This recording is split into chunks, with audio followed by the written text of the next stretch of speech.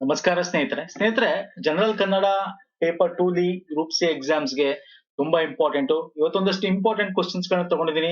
Group C exam ಅಲ್ಲಿ ಬಂದಿರತಕ್ಕಂಥದ್ದು, PDO exam ಅಲ್ಲಿ ಬಂದಿರತಕ್ಕಂಥದ್ದು. So very important. ನಿಮ್ಗೊಂದು ಐಡಿಯಾ ಸಿಗುತ್ತೆ. ಇದೇ ರೀತಿ ಕ್ವಶನ್ಸ್ ಗಳು ನಿಮಗೆ ಇದೇ ಪ್ಯಾಟರ್ನ್ ಅಲ್ಲಿ ಬರುತ್ತೆ.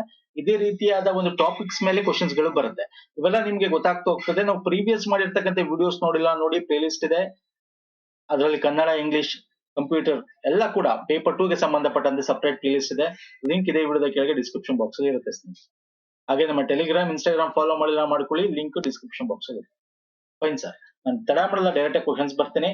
ಮೋಸ್ಟ್ ಇಂಪಾರ್ಟೆಂಟ್ ಕ್ವಶನ್ಸ್ ಗಳು ಹೆಂಗಿರುತ್ತೆ, ಸಿಂಪಲ್ ಕ್ವಶನ್ಸ್ ಗಳು ಕೇಳೋ ರೀತಿ ಚೇಂಜ್ ಮಾಡ್ತಾ ಇದ್ದಾನೆ ಕ್ವಶನ್ಸ್ ಅಷ್ಟೇ ಸ್ನೇಹಿತರೆ. ಈಗ ಇದೇ ಕ್ವಶನ್ ತಗೊಳ್ಳಿ. ಡ್ಯಾಶ್ ಅಲ್ಲಿ ಅಂದ್ರೆ ಸಪ್ತಮಿ ಪ್ರತ್ಯಯದಿಂದ ಗೆ ಚತುರ್ಥಿ ಪ್ರತ್ಯಯಕ್ಕೆ ಪಲ್ಲಟಿಸಿದರೂ ಅರ್ಥ ಕೆಡದ ವಾಕ್ಯವನ್ನು ಗುರುತಿಸಿ. ಅಂದ್ರೆ ಇಲ್ಲಿ ಸಪ್ತಮಿಯಿಂದ ನಾವು ಚತುರ್ಥಿಗೆ ಹೋಗ್ಬೇಕು. ಸಪ್ತಮಿಯಿಂದ ಚತುರ್ಥಿಗೆ ಹೋದಾಗ ಅರ್ಥ ಕೆಡಬಾರ್ದು ಅಂತದ್ದು ಕೆಳಗಿನಲ್ಲಿ ಯಾವ ಆಪ್ಷನ್ಸ್ ಇದೆ ಅಂತ. ಈಗ ನೋಡಿ, ಅಲ್ಲಿ ಗೆ ಮಾಡ್ಬೇಕು. ಈಗ ಅವಳಲ್ಲಿ, ಅವಳಿಗೆ, ಅವಳಿಗೆ ಹಾಕ್ಬೋದಾ? ಇಲ್ಲಿ ಅವಳಿಗೆ ಹಾಕ್ಬೋದು. ಮರದಲ್ಲಿ ಮರಗೆ, ಮರಗೆ ಅಂತ ಹಾಕ್ಬೇಕಾಗತ್ತೆ ಅಲ್ವಾ ಸರ್? ಮರಗೆ ಅಂತ ಹಾಕ್ಬೇಕಾಗತ್ತೆ. ಕಾಡಿನಲ್ಲಿ ಅಂದ್ರೆ ಕಾಡಿಗೆ, ಕಾಡಿ ಕಾಡಿಗೆ ಹಾಕ್ಬೇಕಾಗತ್ತೆ. ನಾಡು ನುಡಿಗಳಲ್ಲಿ ಅಂದ್ರೆ ನಾಡು ನುಡಿಗೆ, ನುಡಿಗೆ ಹಾಕ್ಬೇಕಾಗತ್ತೆ ಅಲ್ವಾ? ಸೊ ಈಗ ಜಸ್ಟ್ ನೀವು ಸಪ್ತಮಿನ ಚತುರ್ಥಿ ಇಲ್ಲಿ ಇದನ್ನ ನಾವು ಚೇಂಜ್ ಮಾಡಿದಾಗ ಅರ್ಥ ಕೆಡಬಾರ್ದು. ನೋಡಿ, ಅವಳಿಗೆ ಸಾಮರ್ಥ್ಯವಿಲ್ಲ, ಎಸ್ ಹೇಳ್ಬೋದಲ್ಲ, ಅವಳಿಗೆ ಸಾಮರ್ಥ್ಯವಿಲ್ಲ ಅಂತ ಹೇಳ್ಬೋದು. ಅವಳಲ್ಲಿ ಸಾಮರ್ಥ್ಯವಿಲ್ಲ ಅಂತ ಹೇಳ್ಬೋದು, ಅವಳಿಗೆ ಸಾಮರ್ಥ್ಯವಿಲ್ಲ ಅಂತ ಹೇಳ್ಬೋದು. ಎಸ್, ಇದು ಕರೆಕ್ಟ್ ಇದೆ. ಮರದಲ್ಲಿ ಹಣ್ಣುಗಳಿವೆ, ಮರಗೆ ಹಣ್ಣುಗಳಿವೆ ಅಂತ ಹೇಳಕ್ಕಾಗತ್ತಾ? ಆಗಲ್ಲ. ಮೀನಿಂಗ್ ಕೊಡ, ಕರೆಕ್ಟ್ ಮೀನಿಂಗ್ ನೋಡಿ. ಅರ್ಥ ಕೆಡದ ಅಂತ ಕೇಳಿದ್ದಾನೆ, ಇದು ಅರ್ಥ ಕೆಡುತ್ತೆ ಮರಗೆ ಅಂತ ಹಾಕಿದ್ರೆ. ಓಕೆ, ಕಾಡಿಗೆ ತೊರೆ ಹರಿಯುತ್ತಿದೆ, ಕಾಡಿನಲ್ಲಿ ಹರಿತಿದೆ, ಕಾಡಿಗೆ ಹರಿಯುತ್ತಿದೆ ಅನ್ನೋದು ತಪ್ಪಾಗುತ್ತೆ. ಸೊ ಹಂಗಾಗಿ ದಿಸ್ ಇಸ್ ಆಲ್ಸೋ ರಾಂಗ್. ಇಲ್ಲೂ ಅಷ್ಟೇ, ನಾಡು ನುಡಿಗಳಲ್ಲಿ ಅಭಿಮಾನ ಇರಬೇಕು. ಹೇಗೆ ಇಲ್ಲೂ ಕೂಡ ನಾವು ನಾಡು ನುಡಿಗೆ ಅಭಿಮಾನ ಇರಬೇಕು ಅನ್ನೋದು ತಪ್ಪಾಗುತ್ತೆ. ಸೊ ಅಂದ್ರೆ ಇಲ್ಲಿ ಕರೆಕ್ಟ್ ಆಗಿ ಅರ್ಥ ಕೆಡದ ರೀತಿ ಮ್ಯಾಚ್ ಆಗ್ತಾ ಇರೋದು ಯಾವುದು ಅಂದ್ರೆ option 1. Option 1 is the right answer. ಅರ್ಥ ಇದೆಯಲ್ಲ? ಇಷ್ಟೇ ಸಿಂಪಲ್. ನಿಮಗೆ ಸ್ವಲ್ಪ ಕೇಳೋ ರೀತಿ ಚೇಂಜ್ ಇದೆ ಅಷ್ಟೇ. ಈ ತರ ಮುಂದೆ ಕ್ವಶನ್ಸ್ ಗಳು ಇನ್ನೂ ತಗೊಳ್ಳೋಣ, ಡಿಸ್ಕಸ್ ಮಾಡೋಣ ಬನ್ನಿ. ಈ ವಾಕ್ಯದಲ್ಲಿ ಗೆರೆ ಎಳೆದ ಇಂಗ್ಲಿಷ್ ಪದಕ್ಕೆ ಕನ್ನಡ ರೂಪ ಗುರುತಿಸಿ. ಓಕೆ, ನಮ್ಮ ಇಂದಿನ ಪ್ರಮುಖ ಆದ್ಯತೆ ಎಂದರೆ ಇನ್ಕ್ಲೂಸಿವ್ನೆಸ್ ಆಗಿರುತ್ತದೆ. ಇನ್ಕ್ಲೂಸಿವ್ನೆಸ್ ಅಂತಕ್ಕಂಥದ್ದು ಇಂಗ್ಲಿಷ್ ಪದ. ಗೆರೆ ಎಳೆದಿದ್ದಾರೆ, ಅದಕ್ಕೆ ಕನ್ನಡ ಏನು? ಇನ್ಕ್ಲೂಸಿವ್ ಅಂದ್ರೆ ಇನ್ಕ್ಲೂಸ್, ಸೇರಿಸ್ಕೊಳ್ಳೋದು ಅಂತ. ಅಂದ್ರೆ ಒಳಗೊಳ್ಳುವಿಕೆ. ಆಪ್ಷನ್ 1 ಅಲ್ಲೇ ಇದೆ ನೋಡಿ, ಒಳಗೊಳ್ಳುವಿಕೆ. ಒಳಗೊಳ್ಳದಿರುವಿಕೆನೂ ಇದೆ. ಕನ್ಫ್ಯೂಸ್ ಆಗ್ಬಿಟ್ಟು ಒಂದೊಂದ್ಸಲ ಇದಕ್ಕೆ ಟಿಕ್ ಮಾಡ್ಬೇಡಿ. ಒಳಗೊಳ್ಳುವಿಕೆ is the right answer. S.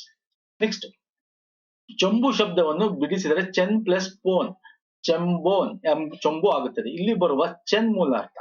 ಚೆನ್ ಅಂತಕ್ಕಂತ ಈ ಒಂದು ಪದದ ಮೂಲ ಅರ್ಥ ಏನು? ಆಕ್ಚುಲಿ ಚೆನ್ ಅಂತಕ್ಕಂಥದ್ದು ಏನು ಅಂತಂದ್ರೆ ಪ್ರಾಚೀನವಾದದ್ದು ಅಂತ. ಚೆನ್ ಅಂದ್ರೆ ಪ್ರಾಚೀನ ಅಂದ್ರೆ ಅಥವಾ ಹಳೆಯ ಅನ್ನೋದು ಬರುತ್ತೆ ಮೀನಿಂಗ್. ಇಲ್ಲಿ ಚೊಂಬು ಅಂದ್ರೆ ಹಳೆಯ ಚೊಂಬು. ಇಲ್ಲಿ ಕೆಂಪು ಆಗಲ್ಲ, ಸುಂದರವಾದ ಆಗಲ್ಲ, ಲೋಹ, ಲೋಹದ ಚೊಂಬು ಅನ್ಬೋದಾ? ಎಸ್ ಅನ್ಬೋದು. ಬಟ್ ಯೂಶಲಿ ಹಂಗೆ ಹೇಳಲ್ಲ. ನಾವೇನ್ ಚೊಂಬ್ ತಗೊಂಬ ಅಂತೀವಿ, ಹಳೆ ಕಾಲದ ಒಂದು ಯೂಶಲಿ ಯಾವ್ದಿರುತ್ತೆ? ತಾಮ್ರದ ಚೊಂಬ್ ಇರುತ್ತೆ. ತಾಮ್ರ ಇಸ್ ದ ರೈಟ್ ಆನ್ಸರ್. ಇಲ್ಲಿ ಲೋಹ ಅಂತಕ್ಕಂಥದ್ದು ಹಾಕ್ಬೋದು, ಬಟ್ ಲೋಹ ಆಗಲ್ಲ. ಯಾಕಾಗಲ್ಲ ಅಂದ್ರೆ ಕಬ್ಬಿಣದ ಚೊಂಬು ಅಂತ ಕರಿತೀವಿ ಹೊರತು ಲೋಹದ ಚೊಂಬು ಅಂತ ಕರಿಯಲ್ಲ. ಯೂಶಲಿ ತಾಮ್ರದ ಚೊಂಬು, ಹಿತ್ತಾಳೆ ಚೊಂಬು ಅಂತೆಲ್ಲ ಕರಿತೀವಿ. ತಾಮ್ರ is the right answer. Okay, ಹಳೆಯ, ಪ್ರಾಚೀನವಾದದ್ದು ಅಂತ ಅರ್ಥ. ಸಹಜ ಪದದ ವಿರುದ್ಧ ಪದ ನೋಡಿ. ಸಹಜ ಯೂಶಲಿ ನಾವೇಂತ ಕರಿತೀವಿ? ಅಸಹಜ ಅಂತ ಇರುತ್ತೆ. ಅಸಹಜ ಅಲ್ವಾ? ಬಟ್ ಇಲ್ಲಿ ಅಸಹಜ ಇಲ್ಲ. ಸೊ ಈ ತರ ಒಂದೊಂದ್ಸಲ ಈ ತರ ಕ್ವಶನ್ಸ್ ಗಳು ಬರ್ತವೆ. ಸಹಜ ಅಂದ್ರೆ ಕರೆಕ್ಟ್, ನಿಜ ಏನಿದೆ ಅದು ಅಲ್ವಾ? ಏನ್ ಇಲ್ಲ ಅಂದ್ರೆ ನಾವು ಆರ್ಟಿಫಿಷಿಯಲಿ ಬಿಲ್ಡ್ ಮಾಡಿರ್ತೀವಲ್ಲ, ಅದನ್ನ ಅಸಹಜ ಅಂತ ಕರಿತೀವಿ. ಅಂದ್ರೆ ಕೃತಕ. ನೈಸರ್ಗಿಕ, ನಗರ, ನಿಸರ್ಗ ಅಲ್ಲ. ನೈಸರ್ಗಿಕ ಅನ್ನೋದು ಅದಕ್ಕೆ ಸೇಮ್ ಮೀನಿಂಗ್ ಕೊಡುತ್ತೆ ಸಹಜಕ್ಕೆ. ಕೃತಕ ಅಂತಕ್ಕಂದ್ರೆ ಅದು ವಿರುದ್ಧ ಪದ ಆಗುತ್ತೆ. ಓಕೆ, ಸೊ ಬನ್ನಿ ನೆಕ್ಸ್ಟ್. ಕಟ್ಟು ಕಟ್ಟಲೆ ಈ ಪದ ಏನು? ಅವ್ಯಯನ, ಅನುಕರಣ, ಗುಣವಾಚನ, ಜೋಡಿ. ಇದು easy question, very easy question. ನೀವ್ ಹೇಳ್ಬೋದು ಜೋಡಿ ಪದ, ವಿರುಕ್ತಿ, ಅನುಕರಣ, ಅವ್ಯಯ, ಈ ಮೂರಕ್ಕೂ ಪ್ರಮುಖವಾಗಿ ಡಿಫ್ರೆನ್ಸ್ ಗೊತ್ತಿರಬೇಕು. ವ್ಯಾಕರಣದಲ್ಲಿ ನಾವು ಮಾಡಿದೀವಿ ನೋಡಿ, ವ್ಯಾಕರಣದ ವಿಡಿಯೋ ಇದೇ ವಿಡಿಯೋ ಕೆಳಗೆ ಡಿಸ್ಕ್ರಿಪ್ಷನ್ ಬಾಕ್ಸ್ ಅಲ್ಲಿ ಒಂದೇ ವಿಡಿಯೋ ಕವರ್ ಮಾಡಿ ನೋಡ್ಕೊಳ್ಳಿ. ಇದು ಜೋಡಿ ಪದ ಅಲ್ವಾ? ಕಟ್ಟು ಕಟ್ಟಲೆ. ಸೊ ಇಲ್ಲೇ ಜಾಸ್ತಿ ಮಾತಾಡಕ್ಕೆ ಇಲ್ಲಿ ಹೇಳಕ್ ಹೋಗಲ್ಲ ಇದ್ರ ಬಗ್ಗೆ. ವಿರುಕ್ತಿಗೂ ಜೋಡಿ ಪದಕ್ಕೂ ಅನುಕರಣ ವ್ಯಯಕ್ಕೂ ಏನ್ ಡಿಫ್ರೆನ್ಸ್ ಇದೆ ಅಂತ. ಅದು ಈಸಿ ಇದೆ, ನಿಮ್ಗೆ ಗೊತ್ತಿರುತ್ತೆ. ಪ್ರಿಪೇರ್ ಆಗಿಲ್ಲ ಅಂದ್ರೆ ನಮ್ಮ ವ್ಯಾಕರಣ ವಿಡಿಯೋ ನೋಡಿ ಸ್ನೇಹಿತರೆ. ಪುರಾತತ್ವ ಇಲಾಖೆಯು ಹಣದ ಮುಗ್ಗಟ್ಟಿನಿಂದ ಸಂಕುಚಿತವಾಯಿತು. ಈ ಮುಗ್ಗಟ್ಟಿಗೆ ಅಂಡರ್ಲೈನ್ ಮಾಡಿದ್ದಾರೆ. ಸರಿಯಾದ ರೂಪ, ಮುಗ್ಗಟ್ಟು ಸರಿ ಇದೆ, ಸರಿ ಇಲ್ಲ. ಸರಿಯಾದ ರೂಪ ಯಾವುದು? ವ್ಯಾಕರಣಬದ್ಧವಾಗಿ, ಅಕ್ಷರಬದ್ಧವಾಗಿರ್ತಕ್ಕಂಥದ್ದು ಮುಕ್ಕಟ್ಟು ಅಲ್ಲ, ಮೂಗುಟ್ಟು ಅಲ್ಲ, ಮುಗ್ಗಟ್ಟು. Option 3 is the right answer. ಗಾಗೆ ಗಾವತ್ತು, ಟೂಗೆ ಟಾವತ್ತು, ಮುಗ್ಗಟ್ಟು. Okay, yes. ನೆಕ್ಸ್ಟ್ ಬರೋಣ. ತೋರ ಪದದ ಅರ್ಥ. ತೋರ ಅಂದ್ರೇನು? ಆಕ್ಚುಲಿ ತೋರ ಅಂತಂದ್ರೆ ಏನಂತ ಹೇಳ್ಬೋದು, ಆ ಕೊಬ್ಬಿನಿಂದ ಕೂಡಿರುವ, ಕೊಬ್ಬಿನಾಂಶ ಅಂದ್ರೆ ನಾವು ಇಲ್ಲಿ ಏನ್ ಹೇಳ್ಬೋದು, ದಪ್ಪ, ದಪ್ಪಗೆ ಟಿಕ್ ಹಾಕ್ಬೋದು. ತೋರ ಅಂದ್ರೆ ದಪ್ಪ. ಓಕೆ, ನೆಕ್ಸ್ಟ್ ಗದ್ಯಾಣ. ಇದಂತೂ ವೆರಿ ಈಸಿ ಕ್ವಶನ್ ಅಗೇನ್. ಗದ್ಯಾಣ ಅಂತಂದ್ರೆ ನಾವೆಲ್ಲ ಓದಿರ್ತೀವಲ್ಲ, ಇತಿಹಾಸದಲ್ಲ ಓದಿರ್ತೀರಿ, ಏನದು ಹಣ. ಗದ್ಯಾಣ, ಇಲ್ಲಿ ಹಣದ ಪದ್ಯ ಗದ್ಯ ಮಿಶ್ರಣ ಅಂತಿದೆ, ಅಲ್ಲ, ಹಣದ ರೂಪ ಇದೆ ನೋಡಿ. This is the right answer. ಗದ್ಯಾಣ ಅಂದ್ರೆ ಹಣದ ರೂಪ. Okay, yes. ನೆಕ್ಸ್ಟ್ ನೇಸರು. ಇದು ಸಂಸ್ಕೃತ ಪದನ, ದೇಸಿ ಪದನ, ಪ್ರಾಕೃತ ಪದನ, ಪಾಲಿ ಪದನ? ನೇಸರು very easy question. It is a Kannada ಪದ, ಅಚ್ಚಗನ್ನಡ ಪದ. ಇದು ಯಾವ್ದು ಸರ್? ಅಚ್ಚಗನ್ನಡ ಪದ. ಅಚ್ಚಗನ್ನಡ ಪದ ಅಂದ್ರೆ ದೇಸಿ ಪದ. ನೋಡಿ, ಇದೆಲ್ಲ ನಾನು ನಿಮ್ಗೆ ಲಿಸ್ಟೇ ಕೊಟ್ಟಿದ್ದೀನಿ. ಕನ್ನಡ ಪದಕ್ಕೂ ಸಂಸ್ಕೃತ ಪದಕ್ಕೂ ಡಿಫ್ರೆನ್ಸ್ ಈಸ್ ಕಂಡುಹಿಡಿಯಬಹುದು. ಓಕೆ, ದೇಶ್ಯ ಅಥವಾ ಅಚ್ಚಗನ್ನಡ ಪದದಲ್ಲಿ ನಮ್ಗೆ ನೇಸರು ಬರುತ್ತೆ. ಸಂಸ್ಕೃತದಲ್ಲಿ ಸೂರ್ಯ ಅಂತ ಕರಿತೀವಿ ನಾವು, ಅಲ್ವಾ? ಆರ್ಯ, ಅನಾರ್ಯ, ರಾತ್ರಿ, ಸಂಧ್ಯಾ ಇಲ್ಲೆಲ್ಲ ನೋಡ್ಬೋದು ನೀವು. ಓಕೆ, ಸಂಸ್ಕೃತ ಇದನ್ನ ಇದನ್ನ ನೋಡ್ಕೊಂಬಿಡಿ ಸಾಕು. ಅಚ್ಚಗನ್ನಡ ಪದಗಳು ಯಾವ್ದು ಅಂತ ಗೊತ್ತಾಗುತ್ತೆ. ಅನ್ಯ ದೇಶೀಯ ಪದಗಳಲ್ಲಿ ತುಂಬಾ ಇದೆ. ಲಿಸ್ಟ್ ನಾವು ಬೇರೆ ಬೇರೆ ವಿಡಿಯೋದಲ್ಲಿ, ವ್ಯಾಕರಣ ವಿಡಿಯೋದಲ್ಲಿ ಕೊಟ್ಟಿದ್ದೀನಿ, ಅಲ್ಲಿ ನೋಡ್ಕೊಳಿಸ್ತೀನಿ. ನೆಕ್ಸ್ಟ್ ಡುಡುಂಚಿ. ಡುಡುಂಚಿ ಅಂತಂದ್ರೆ ಏನು ಅಂದ್ರೆ, ನಾವೇನ್ ಹೇಳ್ಬೋದು ಅಂತಂದ್ರೆ, ಚರ್ಮದಿಂದ ಮಾಡಿರ್ತಕ್ಕಂಥದ್ದು, ಚರ್ಮದಿಂದ ಮಾಡಿರ್ತಕ್ಕಂಥದ್ದು. ಮತ್ತೆ ಅದರ ಮೇಲೆ ಬೆರಳು ಆಡಿಸಿದರೆ ಏನಾಗುತ್ತೆ? ಶಬ್ದ ಬರ್ತದೆ. ಅದನ್ನ ವಾದ್ಯ ಅಂತ ಕರೀತೀವಿ. ಓಕೆ, ಡುಡುಂಚಿ ಅಂದ್ರೆ ವಾದ್ಯ. ಸ್ಕಿನ್ ಇಂದ ಮಾಡಿರ್ತಕ್ಕಂಥ ಒಂದು ಐಟಮ್ ಅದು. ಅದ್ರ ಮೇಲೆ ಬಾರಿಸಿದ್ರೆ, ಅದ್ರ ಮೇಲೆ ಕೈ ಆಡಿಸಿದ್ರೆ ಶಬ್ದ ಬರುತ್ತೆ. ಅದನ್ನ ವಾದ್ಯ ಅಂತ ಕರೀತೀವಿ.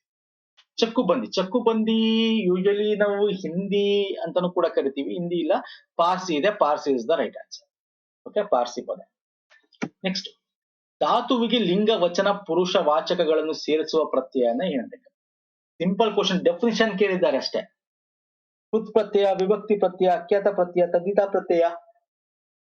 ಇದಂತೂ ಅಲ್ವೇ ಅಲ್ಲ. ಅಖ್ಯಾತ ಪ್ರತ್ಯಯ ಇದು ಡೆಫಿನಿಷನ್ ಇದೆ. ಕಾಲಸೂಚಕ ಪ್ರತ್ಯಯ ನೀವು ಓದಿರಬೇಕು.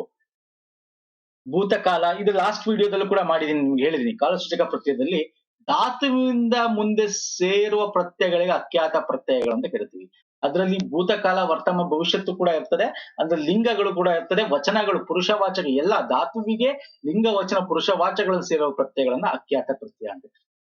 ಅದ್ರಲ್ಲಿ ಇನ್ನೂ ನಾವು ಡಿವೈಡ್ ಮಾಡಕ್ ಹೋಗ್ಬೋದು, ಮುಂದೆ ತೋರಿಸ್ತೀನಿ ಈ ಕ್ವಶನ್ ಅಲ್ಲಿ. ನೋಡಿ, ಇಲ್ಲಿ ಕಾಲಗಳು, ಭೂತಕಾಲ ಆದಾಗ ದಾಪ ಅಂತ ಬರುತ್ತೆ, ವರ್ತಮಾನ ಕಾಲದಲ್ಲಿ ಉತ್ತ ಅಂತ ಬರುತ್ತೆ, ಭವಿಷ್ಯತ್ ಕಾಲ ವಾ ಅಂತ ಬರುತ್ತೆ. ಓಕೆ, ಬೇರೆ ಬೇರೆ ರೀತಿ ಇದೆ. ನೆಕ್ಸ್ಟ್, ಕೋರಿಕೆ, ಹಾರೈಕೆ. ಈ ಪದಗಳು ಯಾವ ಕ್ರಿಯಾಪದಗಳ ಗುಂಪಿಗೆ ಸೇರುತ್ತದೆ? ಕೋರಿಕೆ, ಹಾರೈಕೆ ಈ ಪದಗಳು ಯಾವ ಕ್ರಿಯಾಪದಗಳ ಗುಂಪಿಗೆ ಸೇರುತ್ತದೆ? ಹೇಳ್ತೀರಾ? ನಿಷೇಧಾರ್ಥಕ, ಪ್ರೇರಣಾರ್ಥಕ, ವಿದ್ಯಾರ್ಥಕ, ಕರ್ಮಣಿ. ಕೋರಿಕೆ, ಹಾರೈಕೆ ಈ ಪದಗಳು ಯಾವ ಕ್ರಿಯಾಪದಗಳ ಗುಂಪಿಗೆ ಸೇರುತ್ತದೆ? ದಿಸ್ ಇಸ್ ವಿದ್ಯಾರ್ಥಕ. ಕೋರಿಕೆ, ಹಾರೈಕೆ ಅಪ್ಪಣೆ ಮಾಡ್ತಾ ಇರೋದು ಸ್ನೇಹಿತರೆ. ಅಪ್ಪಣೆ ಇಲ್ಲೇ ಇದೆ ನೋಡಿ. ವಿದ್ಯಾರ್ಥಕ ಆಶೀರ್ವಾದ, ಆಜ್ಞೆ, ಹಾರೈಕೆ, ಅಪ್ಪಣೆ ಸೂಚಿಸ್ತದೆ. ಮಾಡಲಿ, ತಿನ್ನಲಿ, ಓದಲಿ, ನೋಡಲಿ. ಹಾಗೆ ಇದು ಕೋರಿಕೆ, ಹಾರೈಕೆ ಅಂತಕ್ಕಂಥದ್ದು ಇದೆಯಲ್ಲ, ಇಟ್ ಇಸ್ ವಿದ್ಯಾರ್ಥಕ ನಮ್ಗೆ ಕ್ರಿಯಾಪದಕ್ಕೆ ಸೇರುತ್ತೆ. ಪ್ರೇರಣಾರ್ಥಕ ನಿಷೇಧಾರ್ಥಕ. ಓಕೆ, ವಿದ್ಯಾರ್ಥಕ ಸೇರುತ್ತೆ.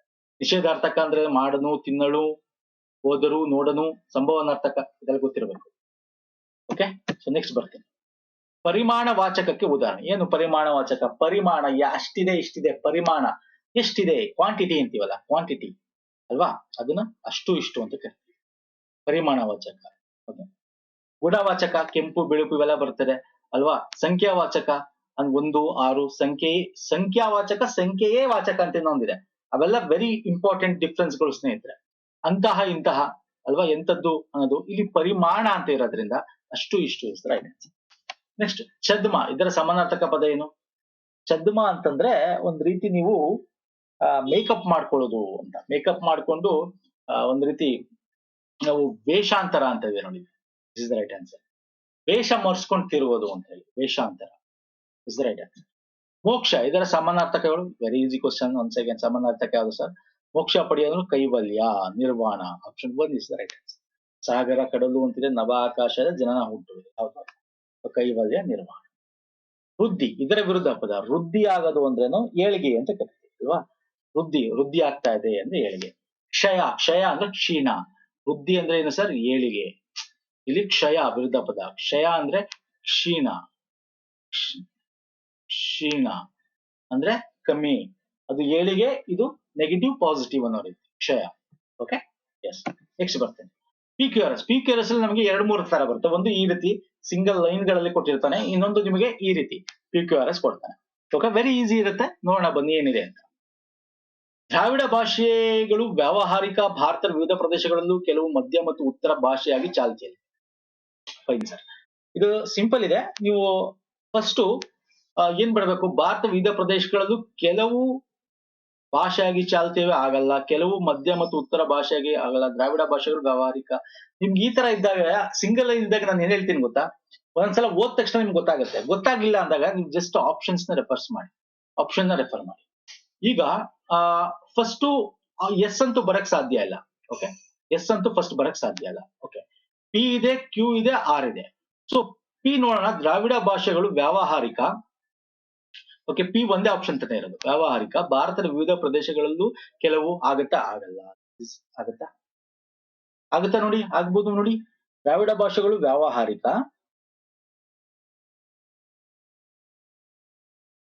ಭಾರತ ವಿವಿಧ ಪ್ರದೇಶಗಳಲ್ಲೂ ಕೆಲವು ಮಧ್ಯ ಮತ್ತು ಉತ್ತರ ಭಾಷೆಯಾಗಿ ಚಾಲ್ತಿ ಆಗತ್ತಾ ಆಗಲ್ಲ? ಸೊ ನೆಕ್ಸ್ಟ್ ಕ್ಯೂ ಇಂದ ಆಗತ್ತಾ? ಕ್ಯೂ ಏನು? ಭಾರತ ವಿವಿಧ ಪ್ರದೇಶಗಳಲ್ಲೂ ಕೆಲವು ದ್ರಾವಿಡ ಭಾಷೆಗಳು ವ್ಯಾವಹಾರಿಕ ಮಧ್ಯ ಮತ್ತು ಉತ್ತರ ಭಾಷೆಯಾಗಿ ಚಾಲ್ತಿಯಲ್ಲಿವೆ. ಆಗಬಹುದು. ಬಟ್ ಆರಿಂದ ಒಂದ್ಸಲ ನೋಡೋಣ. ಮಧ್ಯ ಮತ್ತು ಉತ್ತರ. ಓಕೆ, ಭಾರತ ನೋಡಿ. Yes, this is the correct answer. ನೋಡಿ, ಮಧ್ಯ ಮತ್ತು ಉತ್ತರ ಏನದು? ಮಧ್ಯ ಮತ್ತು ಉತ್ತರ ಭಾರತದ್ದು. ಅರ್ಥ ಆಗ್ತಿದೆಯಲ್ಲ? ಮಧ್ಯ ಮತ್ತು ಉತ್ತರ ಭಾರತ. ಮಧ್ಯ ಮತ್ತು ಉತ್ತರ ಭಾರತ. ಆರ್ ಆದ್ಮೇಲೆ ಕ್ಯೂ ಬರ್ಲೇಬೇಕು. ಆರ್ ಆದ್ಮೇಲೆ ಕ್ಯೂ ಬರೋದು ಇದೊಂದೇ ಆಪ್ಷನ್. 1, 2, 3 and 4.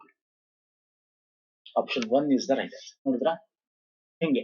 ಇದನ್ನ ನೀವು ಈ ತರದ್ದು ಈಸಿ ಇರುತ್ತೆ ಯೂಶಲಿ. ಈ ತರ ನಿಮ್ಗೆ ಡಿಫಿಕಲ್ಟಿ ಅನ್ಸಿದಾಗ ಸ್ನೇಹಿತರೆ, ಆಪ್ಷನ್ಸ್ ರೆಫರ್ ಮಾಡಿ. 4 ಆಪ್ಷನ್ಸ್ ನ ಜಸ್ಟ್ ಕಂಪೇರ್ ಮಾಡ್ತಾ ಹೋಗಿ ಅಷ್ಟೇ. ಓಕೆ, ಬಟ್ ಈ ತರ ಇದ್ದಾಗ ನೀವು ಓದ್ಕೊಳ್ಳಿ. ಇದಂತೂ ಈ ತರ ಕೊಟ್ಟಾಗ ನಿಮಗೆ ಪ್ಯಾರಾಗ್ರಾಫ್ ರೀತಿ ಇದು ಕೂಡ ಈಸಿ ಇರುತ್ತೆ. ಏನು ಅಂದ್ರೆ ಕತೆ ರೀತಿ ಕೊಡ್ತಾ ಇದ್ದಾರೆ. ಇತ್ತೀಚೆಗೆ ಈಸಿ ಕೊಡ್ತಾ ಇದ್ದಾನೆ. 4-5 ವರ್ಷದಿಂದ 5 ವರ್ಷದಿಂದ ನಿಮ್ಗೆ ಸ್ವಲ್ಪ ಡಿಫಿಕಲ್ಟಿ ಇರ್ತಿತ್ತು. ಈಗ ಸ್ವಲ್ಪ ಈಸಿ ಕೊಡ್ತಾರೆ. ಕನ್ಫ್ಯೂಸ್ ಇರ್ತಿತ್ತು ಅಷ್ಟೇ. Difficulty is nothing but confusion create ಮಾಡ್ತಾ ಇದ್ದ. ಈಗ ಈಸಿ ಇರುತ್ತೆ. ಇದು ನೋಡಿ, ಈ ತರ ಸಾಲ್ವ್ ಮಾಡೋಣ ಬನ್ನಿ. ಈ ಪ್ರವಾಹ ಬರಬರುತ್ತಾ ಸ್ವಲ್ಪ ಸ್ಪಷ್ಟವಾಗುತ್ತಿದೆ. ನಮ್ಮ ದೇಶ ಈಗ ಒಂದು ವಿಶೇಷವಾದ ಯುಗ ಪರಿವರ್ತನೆಯ ಪ್ರವಾಹದಲ್ಲಿ ಸಿಕ್ಕಿದೆ. ನಮ್ಮ ದೇಶಕ್ಕೆ ಎಂದೂ ಬಂದವು ಅಂದಿನಿಂದಲೇ ಈ ಪರಿವರ್ತನೆ ಪ್ರಾರಂಭವಾಗಿದೆ. ಇಂಗ್ಲಿಷ್ ವಿದ್ಯಾಭ್ಯಾಸ, ಪಾಶ್ಚಾತ್ಯ ತಂತ್ರಜ್ಞಾನ ಅಂತಿದೆ. ಎಸ್ ಅಂತೂ ಬರಕ್ ಸಾಧ್ಯ ಇಲ್ಲ. ಒಂದು ಇಂಡಿಪೆಂಡೆಂಟ್ ಇರೋದ್ ಬೇಕು. ಪ್ರವಾಹದ ಬಗ್ಗೆ, ದೇಶದ ಬಗ್ಗೆ, ಪರಿವರ್ತನೆ ಬಗ್ಗೆ ಮಾತಾಡ್ತಾ ಇರ್ತಕ್ಕಂಥದ್ದು. ಓಕೆ, ಇಲ್ಲಿ ಆಗಿದೆ ಈ ಪ್ರವಾಹ. ಈ ಅಂದ್ರೆ ಇದಕ್ಕಿಂತ ಮುಂಚೆ ಪ್ರವಾಹದ ಬಗ್ಗೆ ಇರಬೇಕು. ಸೊ ಪಿ ಅಂತೂ ಆಗಕ್ ಚಾನ್ಸ್ ಇಲ್ಲ. So this is gone case ಆಯ್ತು. ಓಕೆ, ಈ ಎಸ್ ಅಂತೂ ಇಲ್ಲ. ಐದರ್ ಎಸ್ ಗಾನ್ ಕೇಸ್ ಆಯ್ತು. ಕ್ಯೂ ಇದೆ. ಈ ಎರಡಲ್ಲಿ ಒಂದಿರಬೇಕು ಅಲ್ವಾ? ಸೊ ಕ್ಯೂ ಏನಿದೆ ನೋಡೋಣ ಬನ್ನಿ. ನಮ್ಮ ದೇಶ ಈಗ ಒಂದು ವಿಶೇಷವಾದ ಯುಗ ಪರಿವರ್ತನೆ ಪ್ರವಾಹದಲ್ಲಿ ಸಿಕ್ಕಿದೆ. ಹೌದು. ಓಕೆ, ಅದಾದ್ಮೇಲೆ ಪಿ. ಇಲ್ಲಿ ಪಿ ಇದೆ, ಇಲ್ಲೂ ಪಿ ಇದೆ. No problem. ಈ ಪ್ರವಾಹ ನೋಡಿ ಪ್ರವಾಹದಲ್ಲಿ ಸಿಕ್ಕಿದೆ. ಅದನ್ನ ಇಲ್ಲಿ ಎಕ್ಸ್ಪ್ಲೇನ್ ಮಾಡ್ತಾ ಇದ್ದಾರೆ. ಈ ಪ್ರವಾಹ ಬರಬರುತ್ತಾ ಸ್ವಲ್ಪ ಸ್ಪಷ್ಟವಾಗುತ್ತಿದೆ. S, P. ಕ್ಯೂ ಆದ್ಮೇಲೆ ಪಿ ಬರಬೇಕು. ಓಕೆ, ನೆಕ್ಸ್ಟ್ ಯಾವುದು? R S. ಓಕೆ, ನೋಡ ಬನ್ನಿ. ಇಲ್ಲಿ ಆರ್ ಏನಿದೆ? ನಮ್ಮ ದೇಶಕ್ಕೆ ಎಂದು ಬಂದವು ಅಂದಿನಿಂದಲೇ ಈ ಪರಿವರ್ತನೆ ಪ್ರಾರಂಭವಾಗಿದೆ ಅಂತಿದೆ. ಇಲ್ಲಿ ಇಂಗ್ಲಿಷ್ ವಿದ್ಯಾಭ್ಯಾಸ ಮತ್ತು ಪಾಶ್ಚಾತ್ಯ ತಂತ್ರಜ್ಞಾನ ಅಂತಿದೆ. ಆರ್ ಆದ್ಮೇಲೆ ಎಸ್ ಆಗಕ್ ಸಾಧ್ಯನಾ? ಆರ್ ಆದ್ಮೇಲೆ ಎಸ್ ಆಗಕ್ ಸಾಧ್ಯನಾ? ಸಾಧ್ಯ ಇಲ್ಲ. ಯಾಕೆ ಸಾಧ್ಯ ಇಲ್ಲ? ಎಸ್ ಲಾಸ್ಟ್ ಅಲ್ಲಿ ಬರಕ್ಕೆ ಕಂಪ್ಲೀಟ್ ಆಗ್ತಾ ಇಲ್ಲ ಸೆಂಟೆನ್ಸ್. ಸೊ ಫಸ್ಟ್ ಎಸ್ ಬರಬೇಕು. ಹಾಗಾದ್ರೆ ದಿಸ್ ಇಸ್ ಥರ್ಡ್ ಆಗ್ಬೇಕು, ದಿಸ್ ಇಸ್ ಫೋರ್ತ್ ಆಗ್ಬೇಕು. So Q P S R is the right answer. ನೋಡಿ ಓದಿಬೇಕಾರೆ ಈಗ ಕ್ಯೂ ಪಿ ಓದಿದಲ್ವಾ ಅಲ್ವಾ? ನೆಕ್ಸ್ಟ್ ಎಸ್ ಓದಿ. ಇಂಗ್ಲಿಷ್ ವಿದ್ಯಾಭ್ಯಾಸ ಮತ್ತು ಪಾಶ್ಚಾತ್ಯ ತಂತ್ರಜ್ಞಾನ ನಮ್ಮ ದೇಶಕ್ಕೆ ಎಂದೂ ಬಂದವು ಅಂದಿನಲ್ಲೇ ಈ ಪರಿವರ್ತನೆ ಪ್ರಾರಂಭವಾಗಿದೆ. Yes, option 3 is the right answer. Okay, ಈ ರೀತಿ ಮಾಡ್ಕೋಬೇಕಾಗುತ್ತೆ. ಅಂದ್ರೆ ಇಲ್ಲಿ ಒಂದೊಂದು ಕ್ವಶನ್ ಒಂದೊಂದು ರೀತಿ ಸಾಲ್ವ್ ಮಾಡ್ಬೇಕಾಗತ್ತೆ. Depending upon the question. ಹೆಂಗಿರುತ್ತೆ ಕ್ವಶನ್ ಅಂತ ಒಂದೇ ಒಂದು ಆಪ್ಷನ್ ಕಂಡಿಡಿದ ತಕ್ಷಣ ಆನ್ಸರ್ ಹಾಕ್ಬಿಡ್ಬೋದು, ಹಂಗಿರುತ್ತೆ. Okay, so it depends. Practice ಇರಬೇಕು ನಿಮ್ಗೆ. ಈಗ ನೆಕ್ಸ್ಟ್ ಕ್ವಶನ್ಗೆ ಹೋಗ್ತೀನಿ. ಒಂದೊಂದು ಕ್ವಶನ್ ಒಂದೊಂದು ರೀತಿ ಸಾಲ್ವ್ ಮಾಡ್ಬೋದು. ಅದು ಕ್ವಶನ್ ಮೇಲೆ ಡಿಪೆಂಡ್ ಆಗುತ್ತೆ. ಈಗ ಇಲ್ಲಿ ನೋಡಿ, ಸಾವಿರಾರು ಜನ ಬಂದು ಸೇರಿದರು, ಜನ ಗಾಬರಿಯಾದರು, ಸಂಗೀತ ಕಾರ್ಯಕ್ರಮಕ್ಕೆ ಎಲ್ಲ ಸಿದ್ಧತೆಗಳಾದವು, ನಂತರ ರಾಜ ಬೈರಾಗಿಯ ಷರತ್ತನ್ನು ತಿಳಿಸಿದ. ಓಕೆ, ಇಲ್ಲಿ ಫಸ್ಟ್ ಯಾವ್ದು ಬರಬೇಕು ಅಂತ ನೋಡೋದಾದ್ರೆ, 1000 ಜನ ಬಂದು ಸೇರಿದ್ರು. ಎಲ್ಲಿಗೆ ಸೇರಿದ್ರು? ಸಂಗೀತ ಕಾರ್ಯಕ್ರಮಕ್ಕೆ ಎಲ್ಲ ಸಿದ್ಧತೆಗಳಾದವು ಅಲ್ವಾ? ಸಂಗೀತ ಆದ್ಮೇಲೆ ತಾನೇ 1000 ಜನ ಬರೋದು ಸರ್. ಏನಕ್ಕೆ ಸೇರಿದ್ರು ಅದಕ್ಕೆ ನಮ್ಗೆ ಡೆಫಿನೇಷನ್ ಬೇಕಲ್ಲ, ಅಂದ್ರೆ ಕಾರಣ ಬೇಕಲ್ಲ. ಸೊ ಫಸ್ಟ್ ಬರ್ಬೇಕಿಲ್ಲಿ, ಸಂಗೀತ ಕಾರ್ಯಕ್ರಮಕ್ಕೆ ಎಲ್ಲ ಸಿದ್ಧತೆಗಳಾಗದ್ವು ಅಲ್ವಾ? ಅದಕ್ಕೆ ಆಮೇಲೆ ಸಿದ್ಧತೆಗಳಾದ್ಮೇಲೆ 1000 ಜನ ಬಂದು ಸೇರ್ತಾರೆ ಅಲ್ವಾ? ಆಮೇಲೆ ನೋಡಿ, ಜನ ಗಾಬರಿ ಆದ್ರು. ಯಾಕೆ ಗಾಬರಿ ಆದ್ರು ಗೊತ್ತಿಲ್ಲ. ಅದಕ್ಕಿಂತ ಮುಂಚೆ ಜನ ಗಾಬರಿ ಆಗಕ್ಕೆ ರೀಸನ್ ಬೇಕಲ್ಲ, ಕಾರಣ. ಇಲ್ಲಿ ನೋಡಿ, ನಂತರ ರಾಜ ಬೈರಾಗಿ ಷರತ್ತನ್ನು ವಿಧಿಸಿದ. ಆ ಷರತ್ತು ಕೇಳಿ ಜನ ಗಾಬರಿ ಆದರು. ಸೊ ಫಸ್ಟ್, ಪಿ ಆಮೇಲೆ ಎಸ್ ಆಮೇಲೆ ಪಿ. ಎಲ್ಲಿದೆ? RPS ಆಪ್ಷನ್ 1 ಅಲ್ಲಿ ನೋಡಿ. ಈ ರೀತಿ ಇದು ಡಿಪೆಂಡ್ಸ್. ಇದನ್ನ ಇನ್ನೊಂದ್ ತರ ಸಾಲ್ವ್ ಮಾಡ್ಬೋದು. ನಾನು ಎಲ್ಲಾ ತರ ಇಲ್ಲಿ ಕನ್ಫ್ಯೂಸ್ ಮಾಡಕ್ ಹೋಗಲ್ಲ ನಿಮ್ಗೆ. ಕ್ವಶನ್ಸ್ ನೋಡ್ಕೊಂಡು ಅದ್ರ ತರ ಮಾಡ್ಬೇಕು. ಇಲ್ಲ ಅಂದ್ರೆ ಏನು ಮಾಡ್ಬೇಡಿ, ಜಸ್ಟ್ ನೀವು ಪ್ಯಾರಾಗ್ರಾಫ್ ಓದಿ ಇದ್ರಲ್ಲಿ ನೋಡಿ ಯಾವ್ದಾದ್ಮೇಲೆ ಯಾವ್ದು ಬರ್ಬೇಕು. ಸೀಕ್ವೆನ್ಸ್, ಕತೆ ಹೆಂಗ್ ಸ್ಟಾರ್ಟ್ ಆಗುತ್ತೆ, ಒಂದು ಊರಿನ ಸ್ಟಾರ್ಟ್ ಆಗುತ್ತೆ, ಆಮೇಲೆ ಇಂಟ್ರೊಡಕ್ಷನ್ ಆಗುತ್ತೆ, ಪಾತ್ರಗಳು, ಆಮೇಲೆ ಅವು ಕೆಲಸಗಳಾಗತ್ತೆ, ಆಮೇಲೆ ಕೊನೆಯಲ್ಲಿ ಒಂದು ವಿವಾದ ಆಗಿ ಅಥವಾ ಒಂದು ಕೊನೆಗೆ ಒಂದು ಉಪಸಂಹಾರ ರೀತಿ ಬರುತ್ತೆ. ಆ ತರ ಇರಬೇಕು. ಒಂದು ಪ್ಯಾರಾಗ್ರಾಫ್ ಆಗ್ಲಿ, ಒಂದು ಇದಾಗ್ಲಿ, ಕತೆ ರೀತಿ ಎಂಡ್ ಆಗ್ಬೇಕು. ಸೊ ಇದು options 1 is the right answer. ಅರ್ಥ ಆಗಿದೆ ಅನ್ಕೋತೀನಿ. ಮುಂದೆ ತಗೊಳ್ಳೋಣ. ನೋಡಿ, ವ್ಯಾಕರಣ ವಿಡಿಯೋಗಳು ನಾವು ಮಾಡಿರ್ತಕ್ಕಂಥದ್ದಾಗಿರ್ಬೋದು, ಮ್ಯಾರಥಾನ್ ವಿಡಿಯೋಗಳು, ಎಕ್ಸಾಮ್ ಹತ್ರ ಇದೆ. ಈ ಮ್ಯಾರಥಾನ್ ವಿಡಿಯೋಗಳು ನೋಡ್ಕೊಳ್ಳಿ, ನಿಮ್ಗೆ ಎಕ್ಸಾಮ್ಸ್ಗೆ ತುಂಬಾ ಹೆಲ್ಪ್ ಆಗುತ್ತೆ. ಎಲ್ಲ ಲಿಂಕ್ಸ್ ಗಳನ್ನ ಇದೇ ವಿಡಿಯೋದ ಕೆಳಗೆ ಡಿಸ್ಕ್ರಿಪ್ಷನ್ ಬಾಕ್ಸ್ ಅಲ್ಲಿ ಕೊಟ್ಟಿರ್ತೀನಿ ಸ್ನೇಹಿತರೆ. ಇಷ್ಟ ಆಗಿದೆ ಅನ್ಕೋತೀನಿ. ಇಷ್ಟ ಆಗಿರೋ ಲೈಕ್ ಮಾಡಿ, ಶೇರ್ ಮಾಡಿ, ಸಬ್ಸ್ಕ್ರೈಬ್ ಮಾಡ್ಕೊಂಡಿಲ್ಲ ಅಂದ್ರೆ ಮಾಡ್ಕೊಳ್ಳಿ. ನಮ್ಮ ಟೆಲಿಗ್ರಾಮ್, ಇನ್ಸ್ಟಾಗ್ರಾಮ್ ನ ಫಾಲೋ ಮಾಡಿ. ಅಲ್ಲೂ ಕೂಡ ನಾವು ಲಿಂಕ್ ಗಳನ್ನ ಶೇರ್ ಮಾಡ್ತೀವಿ. ಅಲ್ಲಿಂದ ಕೂಡ ತಾವು ವಿಡಿಯೋಗಳನ್ನ ನೋಡಬಹುದು. ನೆಕ್ಸ್ಟ್ ವಿಡಿಯೋದಲ್ಲಿ ಪುನಃ ಸಿಗ್ತೀನಿ. ನಮಸ್ಕಾರ, ಧನ್ಯವಾದಗಳು. Thank you so much.